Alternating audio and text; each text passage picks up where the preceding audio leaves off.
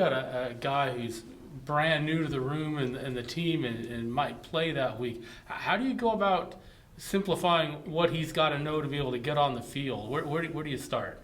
Really just in a role where, the other guys can talk to him, whether it be the safeties or corners, communicating things to him, and just understanding the menu of what he has to do personnel-wise when we match that up. But just getting extra time with him, trying to get him in there to understand the verbiage is the biggest thing, and the language, and then allowing him to play fast.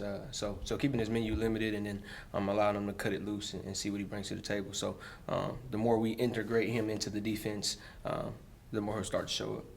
We're going to talk to him after this, but I want to ask you about that guy back there, Trey. I'm curious, what's it been like watching him come along and really develop in your guys' defense?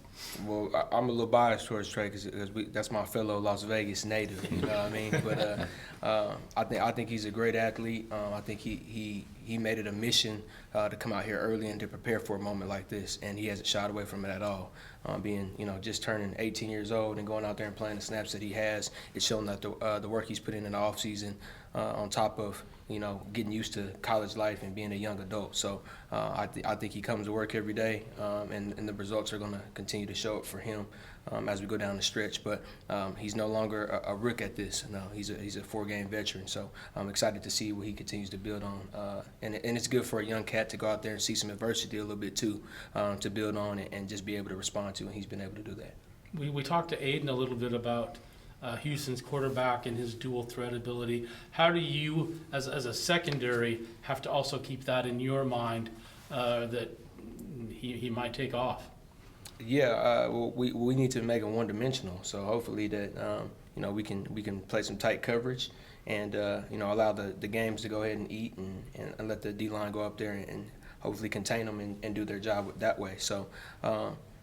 Dual threats are always tough to defend, but we also need to play tight coverage, make sure we plaster and scramble drills, and then be able to just get them on the ground and make them put together drives. Just curious, how much time have you guys been able to spend rewatching the film from Oregon, and specifically that first quarter where the defense and secondary, and it felt like the whole unit found a lot of success? How much have you guys had a chance to go over that with the team and emphasize that what they did during those portions is what to do to be able to have success? Yeah, I think that's just integrating that into every week. Every week that we've gone, we've put the previous opponent, some of those plays that we have, we could have played better on. We've integrated those into the practices, so that way we continue to see how we're going to get attacked. But showing those guys that we kept up with that team in the first quarter, and those are things that we are able to do if we do our job the right way. Now it's just being able to sustain even in a short week throughout the practice, right?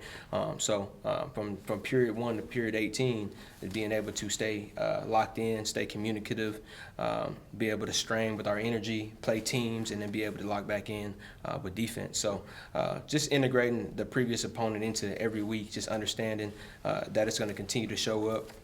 A lot of offenses are similar, especially the opponents that we've played. So just going out there and being able to handle those plays and just know that they're coming. You guys have matched 12P with nickel a lot this year. How have you guys felt like you guys have, kind of taken on bigger bodies around the line of scrimmage, for those defensive backs?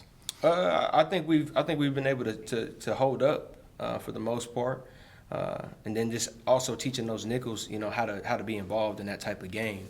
But usually, a lot of those 12 personnel pictures are 11 personnel formation, so it helps give us aid in the pass game, but then also still being able to keep everything condensed in the run game. So it's helped us, and then just depending on what the offense's emphasis is, then we'll match personnel that way. So every plan is different each week depending on who we see.